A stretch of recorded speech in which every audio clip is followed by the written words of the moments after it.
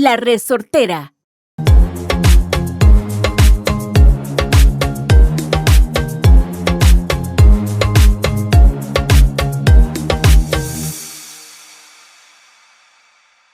Hello, and welcome to Pura Vida Perspectives. Sara, Elena, Jairo Cárdenas, here to bring you this new podcast called Pura Vida Perspectives. Sara, how are you?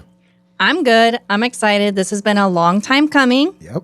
And I'm excited to be here. So Thank you. Thank you for being here because, like you said, it's been a while. And we've been trying to do this for how long now?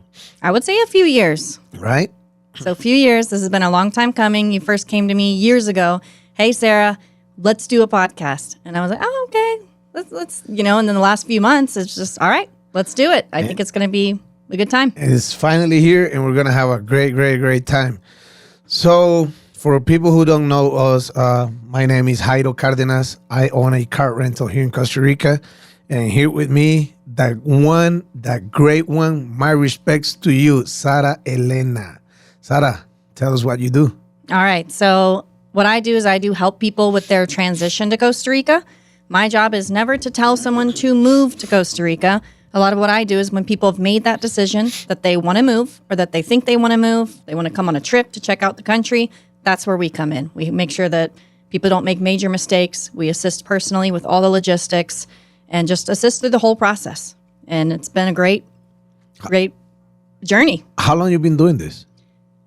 Let's see. Officially, the last 4 years. Unofficially, it's probably been about 5.5. Nice. So this is us. Is for people who doesn't know who we are.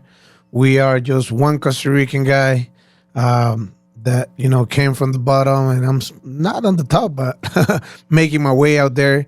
And Sara, that it's Costa Rican now also, right? Absolutely. And I love your story about, how far you've come in life. So, a lot of people on here probably don't know much about that. Yeah. So why don't you tell us so this is why I like this podcast too, is the point is two different perspectives of Costa Rica. Right. Costa Rican, someone who's moved here from a foreign country. Yep. So I guess let's tell everybody how you got here. The first thing, and I want people to know, Pura Vida Perspectives, before we go into your story, into my story. For people that hasn't been to Costa Rica and don't know what Pura Vida means a lot of stuff. It means hi, goodbye, you're welcome, how are you, thank you. So many things in one word. I personally live by the Pura Vida feeling. Like, not that I don't care what's around me or what's going on with people, but I live in a very Pura Vida style. Like, everything is fine to me. If someone is trying to bother me, I just don't pay attention to it. And I say, all right, Pura Vida. What does Pura Vida mean to you? For me, it's, coming from North America where everything is so high paced, everyone's in the rat race. It's just go, go, go. For me personally, it means, taking a step back, relaxing, taking it slow, which I don't always do all the time. I don't, honestly. But maybe it's just, that's that general attitude of just remembering what's important in life. And I feel like the culture here has a pretty good hold on that, in terms of family values and really distinguishing, okay, what's important, maybe what's not so important. So for me, that's what it means. And at the end of the day, that's your perspective. And that was my perspective. And this is why Pura Vida Perspectives is all about, sharing what we think of different things, not only in Costa Rica, but in life. And as you asked me about my story is we can make a movie about my story. My mom took me to the States when I was 12, 13 years old. And we moved out to the United States as immigrants. And my mom, and I'm open it up in this, not doing probably what's legit or right, but in her best interest, for our family, we moved there as an immigrants, illegal, and she will send my passport here so I could get a stamp to come back in and, just come back and forth. And I'm going to tell you something a lot of people don't know. When I was 18 years old, I came back to Costa Rica. I wanted to just stay here. My mom stayed in the States. I learned my English in the States in Tampa, Florida. I went to school there, high school. And when I was 18, I wanted to go back to the States. And I got deported while trying to get into the States. They denied me the entrance because from the time we moved, I was 12. And when I wanted to go back, I was 18. You know, time have changed and the internet was now on, so that's just stamping the passport didn't work anymore. Now they got internet and they could look out your records. And they find out that I live in the States. So they say, you're not allowed to come back here. And they even sent me to local jail, put me on an orange jumpsuit. Oh God. People don't notice. Like I'm opening it up. Really, I didn't even know this. Exactly. No one knows this. And they put me on a jail cell with 13 other immigrants. And they didn't know how long I was going to be there. And luckily, my mom had a friend that had a travel agency back in Tampa, and she found me a ticket for the next day. So they flew me back here to Costa Rica. And ever since then, I've been working in call centers. Then I started doing sales, cold calling sales. That's where I fall in love with sales. Cold calling, like from calling UK from 2 a.m. in the morning to midday. Standing up without a chair. Air conditioning, 17 degrees. Like the lowest. And my employees will not give me a chair until I front 5 leads. Wow. I was crazy. But that's how I make my first dollars. And I was like, wow, I mean, is this how you make money? And then I fall in love with sales, and I've been doing them ever since. I mean, that's a crazy quick story on my life. And I've been selling cars. I've been doing real estate, like for apartments. I've been doing real estate for leasing, buildings, selling spots for buildings. I've been selling GPS. What I haven't sell until one day, a friend of my mom wanted to come to Costa Rica, and she said, "Hey, can you help me find out a car rental in Costa Rica?" And I said, "I have a friend that works at a car rental. Let me see what price I can get." And I got her the car, and then she went back to the States. Then her daughter came in, called me again. Then she told a friend, and 4.5 years later, here I am with Car Rentas Costa Rica and U.S.A., making over 400 bookings per month. Ooh. Ain't that crazy? It's amazing. That's my story on how I am here and, where it all started. Yeah. And honestly, I've never met anyone who's loves renting cars as much as you. Yeah. Ever. Like if I ever have to describe you to someone, that we're going to make that referral or, oh, you got to work with Jairo. And I'm like, trust me, there's no one ever that loves their job of renting cars more than this man. Yeah, it's like a passion. At the end of the day, I always tell people I work with, I'm here to help. And I started this business by helping someone that didn't know, where to go to while renting cars in Costa Rica. So I'm very passionate about it. I love what I do, and it's real fun. Now you tell me how such a pretty, beautiful woman end up here in Costa Rica. Well, I don't know. I think maybe you know a lot of my story in general, but do you remember where I was born, right? You were born in Russia. Yep. So I was born in Russia. It's kind of crazy to think that it's like, all right, I was in Russia and now I'm keep going further south. Yeah. I always joke. I say that, I was born in Russia, but my body was not made for Russia. I hate the cold, humidity. This is where it's at. So yeah, I was born in Russia, was adopted, went to the United States, grew up there. Went to college, became a social worker, and, was working out in the 9 to 5 hustle life, just like kind of everyone does after they graduate. And I've always worked since I was 13. Like, I'm not a lazy worker, but I do joke. I say I'm a horrible employee. I'm a really bad employee, but as a business owner, I'm a great business owner, but I'm not a good employee. And I was just working, and I was like, is this it?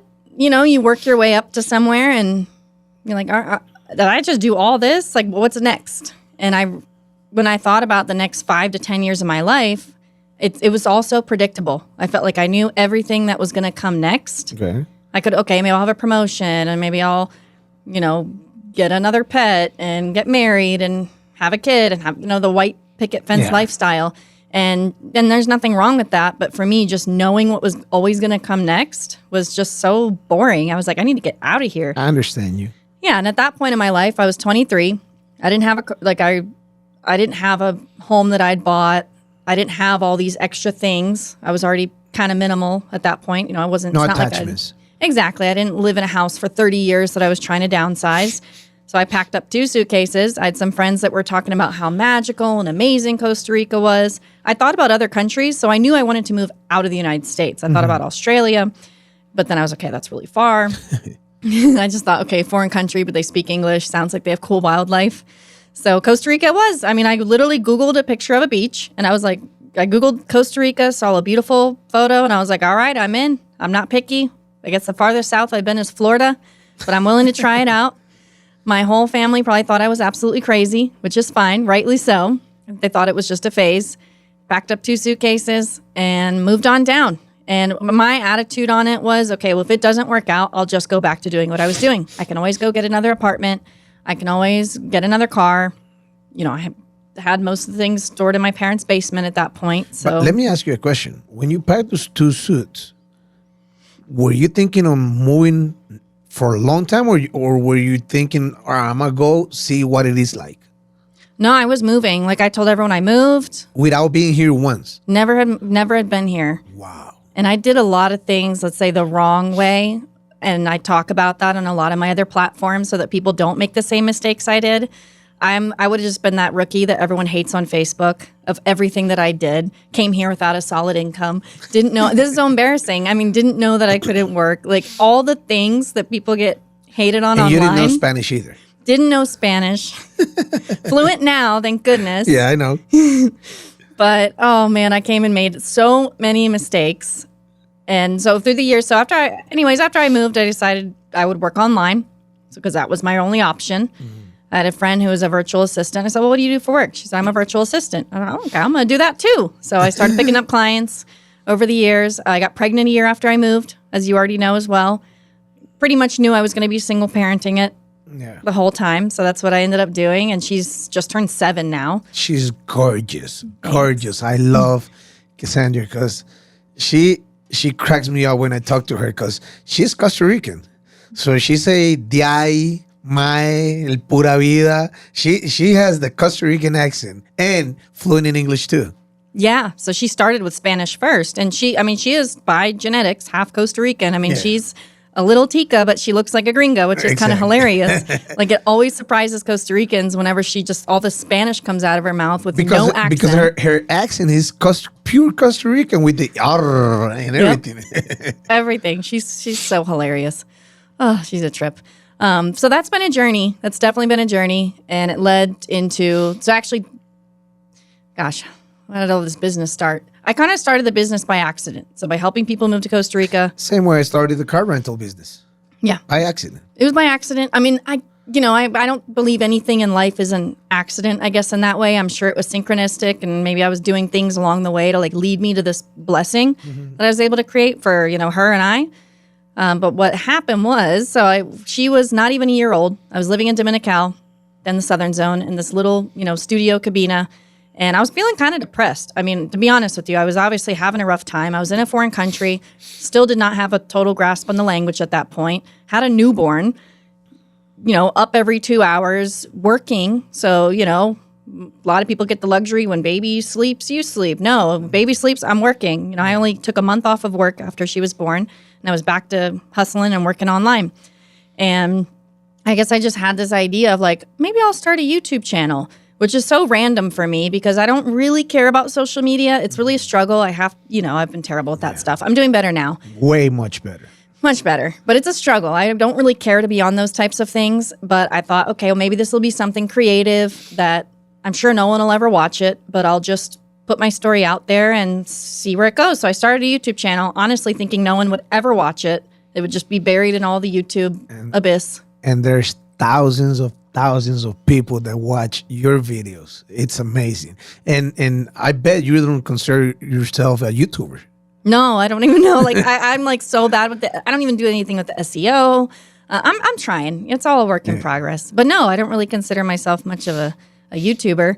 But so I just. But I bet people that is watching this podcast on your YouTube channel right now are saying, you're definitely a YouTuber, even though you don't accept it, because you help so many people out through YouTube channels. People talk to me and say, "Hey, I saw you in a YouTube video with Sarah. She's amazing." And I tell them, and like you just said to me, and not because we're here sitting in front of each other, I have never met a more passionate person about what they do than you.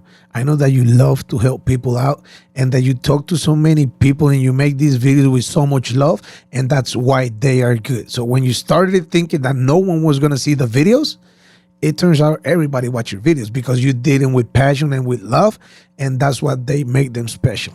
Yeah, no, I appreciate that. It's definitely been a work of love, and I like spreading the information so that also people learn from my mistakes, but also that people can see what it's like here, another perspective. And there's other people who do videos in Costa Rica too, and it's good to get these different perspectives. So that's why I'm also excited about this podcast, because we can provide these different perspectives. And the YouTube, so people started contacting me, emailing me, "Oh my gosh, you did this, I want to do it too." And I started doing these 1 hour phone calls for like a fixed rate. And then I realized everyone had all the same questions. So by 2020, pandemic stuff was going on. People wanted to get out. I made like an actual formal relocation package, and it's been busy ever since. Honestly, it's been busy ever since. Now I have employees, and it's a whole program. It's very organized, and it's been a good experience. Do you know how many people you have moved out to live in Costa Rica on average? Number? We have a post-move spreadsheet. Like, we're still pretty old school technologically sometimes with what we do on the back end. So we do have a spreadsheet. It's 400 something plus. Maybe that could be units of people, and some of those might be people on scouting trips too. But definitely a lot, hundreds. People that did their due diligence, not like you just say, "Hey, I'm going out without even seeing the country," and boom. Exactly. But like you say, your mistakes and things that you did wrong are helping a lot of people now. The other day we were having a conversation. You told me you just uploaded a video of how many places do you have live in Costa Rica? 20. I've lived in 20 homes in this country. Well, thank God I think you have made the final home, right? I did, and you've seen it. Yep. And it's beautiful. And I'm happy for you because, like you say, you were 23 when you moved out here? Yeah, 23, and now I'm 32. I'm 32. Oh, all right. 9 years later, you have your own company, you have your gorgeous daughter, and you have your beautiful own house built by you in Costa Rica. When you move out here, did it ever occur to you that something like that was going to happen? No, I feel like I'm going to get emotional. I mean, honestly, like never in my wildest dreams. Like if you'd asked me 5 years ago, 6 years ago, if this would be my life today, like I don't know if I would have believed it. It's honestly not in my wildest dreams. Like I never could have imagined this up myself, if you know what I mean. And I'm so happy for you because at the end of the day, now that I'm turning around, same here. I'm finishing up my house and pray to God that I'm moving next week. I have my own house, my family, my 2 daughters, my wife, my 2 dogs. And guess what? I'm allowed to go back in the States. I got my visa back. Woo! After 20 years, it took me 20 years to go back to the States. And Uncle Sam, if you're watching, I love you, but I'll never stay in the States living. Let me in and let me out, and we'll be there for the rest of my life because I really enjoy going out there. Like when I did my visa meeting, with the consul, like, why you want to go to the States? And I'm like, I could lie saying I want to go to Disney, but no, I want to go to concerts. I want to go to games. I want to go visit friends. I want to go to theme parks with my daughter, but most likely I just want to go to games and I just want to go to concerts. I'm a Snoop Dogg fan and I just want to see him live. I'm a Steelers fan. I want to watch my Steelers live. And that's what I do right now. I mean, thank God, that I'm able to do it. And so if we look back at life where you started it and where I started it and where we at right now, It's pretty amazing, huh? It is amazing. And there are a lot of amazing things to do in North America, in the United States, Yeah. in these other countries that people come from that we don't have here. So it's nice to be able to have that option to go back. And I'm glad that you get to go do all the things that you love there too. I think at the end of the day here, like kind of the message that we can give out people is, believe in yourself, right? Believe in what you can do, because we both started from nothing. And it's not like we're rich or we're millionaire, because it's not like that, but we have a pretty good life because we work our asses off to be where we at. And I am glad that you're sitting next to me here making this Pura Vida Perspective podcast. And let's just have some fun and let's help people out, with how we see Costa Rica from our eyes. Yeah, I love that. I guess my big takeaway of like all the life experiences would be just go do things. Yeah. I mean, as long as you're not going to hurt yourself or other Exactly. people or like take Exactly. some crazy major risk. Right. I've always been, all right, let's do this. Like, I don't care if it's scary. Yeah. You're going to jump into an abyss in life and uncertainty because it is really scary. Yeah. But that's, I think, where you've gotten to where you are today. And I think that's how I've been able to accomplish certain things, is just by something inside of me is telling me to go do this thing. So I have to listen to it and I have to go do it. Like I always tell people, I didn't get to where I am by taking a no for an answer. And at the end of the day, if it makes me feel good, I'm going to do it, because we're making this podcast in English. And thanks to our friends at La Resortera, Mike and his Mauricio and his crew, he was telling me this is the first recording podcast in English that they're doing here in Costa Rica. Really? So we are their first customers at La Resortera that are recording in English. So my English is not perfect, and I bet in the commentaries people are gonna say, I don't understand this guy, or his accent is terrible. I don't care. I'm here to have fun. I'm here to enjoy myself, and I'm here to help people out the best way that I can. No, I love it. I think it's going to be an amazing podcast. I think we're going to talk about amazing topics. I think we have both a lot of life experiences. Maybe we'll bring in a guest or two, every once in a while. Yep. Talk about current events and just tips for people to learn. All right. So pretty much this is it. Are we missing anything for our first podcast, or we have everything covered up? I don't think so. I think this is a great first episode. Hopefully you guys got to know us a little bit more, how we got to where we are, and what you can expect from the following episodes going forward. We're definitely going to be sharing tips, information, but hopefully just having fun along the way and having a genuine conversation. And, we're very good friends, so I think this is just going to be a blast. I'm excited. This is going to be fun, and people stay tuned. I hope that everyone loves this first podcast where you got to meet a little more about Sara, a little more about me, and we're going to take it from here. This is our first time. If we did any mistakes, or we didn't speak loud enough or soft enough, or we stutter, I mean, it's our first shot. Give us a break here. Yeah, we're human. It's all good. Exactly. Thank you very much, everybody. Pura Vida Perspectives. Stay tuned. I hope everyone likes it. Thank you, Sara, and I'll see you next week. All right. See you next week. Pura Vida.